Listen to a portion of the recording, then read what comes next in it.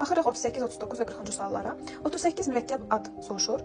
Dəvə quşudur, gül yazdı, günə baxandır. Bunlar mürəkkəb isimlərdir, mürəkkəb sözlərdir. Ona görə yeni çıxırıq. Mürəkkəb təbii ki söz ayrıdır, ad ayrıdır. Ədəbiyyat müəllimi sözləşməsi çıxdıq. C variantı. Bilir ki, bayram adları ilə mürəkkəb adlardır. 39 cərgələrdən birindəki sözlər kök leksik sxeminə uyğundur. Baxın, Y variantına oxşar, oxşamaq daha doğrusu, oxşar, oxşarlıq. 2 dənə leksik şəkilçi var. Oxşa feilindən oxşar sifəti, oxşar sifətindən də oxşarlıq ismini yaratdıq. 2 leksikdir. Bərkitdə də bərk, bərkimək, bərkitmək. T feillərə qoşulur. Ona görə bərki deməliyik ki, feil yaransın ki, feilə də biz feil artıra bilək. Yəni feildən feil düzəldən şəkilçidir T. Ona görə 2 leksik cavab 7-dir. Digərləri niyə olmur? Burada məsələn peşəkarcasına da peşə, peşəkarcasına.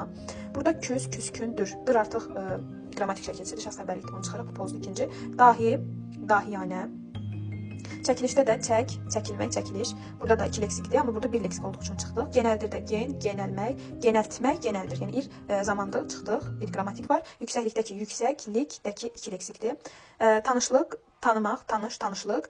İş, işləmək, işlət, dikcə. Burada da bir dənə qrammatik var deyə. Bunu da çıxırıq. 2 leksik olmalıdır. Cavab olur Y variantı. 40-cı sualda, yaxşı sualdır, feilə aid sualdır.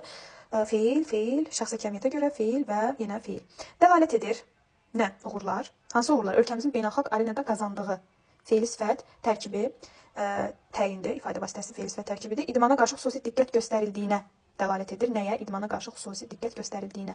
Deməli, quruluş üçün mürəkkəb xəbər şəklində olan feil xəbərin ifadə vasitəsidir. Yəni, xəbərin ifadə vasitəsi feildir və onun təsnif edir ki, yəni feil mürəkkəbdir və xəbər şəklindədir. Dəlalət edir, bəli. Var zaman şəkilçisi xəbər şəklindədir və eyni zamanda quruluşda da mürəkkəbdir. Dəlalət etmək.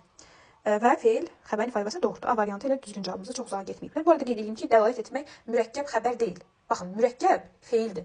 Amma yəni xəbər o demək deyil ki, mürəkkəb feilsə xəbər də mürəkkəb olacaq. Xeyr. Morfologiyanın mürəkkəbi ayrıdır, sintaksisi də ayrıdır. Onu da qarışdırmayaq. Feillər qayıdış və məlum növdədir. Baxın, feillər deyir. Demişdim də, bütündür, yalnızdır, hamısıdır. Bunlar ilə şəkilçilərinə xüsusi diqqət eləyin. Yəni burada feil qayıdış və məlum növdədir deyir. Amma məsələn dəlalət edir.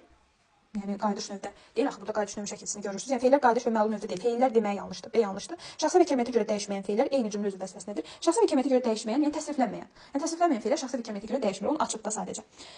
Eyni cümlə üzv vəzifəsində deyil, axı məsələn qazandığı bu tərkib yaradıb feil sifət tərkibi, yəni təyindir. Burada isə tamamlıqdır. Ona görə yanlışdır. Burada feilin bütün təsriflənməyən formalarına aid nümunə işlənmişdir.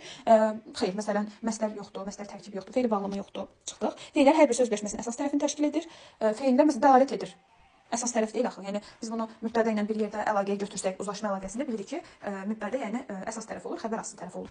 Yəni burada hər bir söz demək yanlışdır. Feillərin hər biri söz birləşməsinin, elə hər biri demək yanlış olduğu üçün Y variantında çıxdıq. Düzgün cavab A variantı olmuş olur.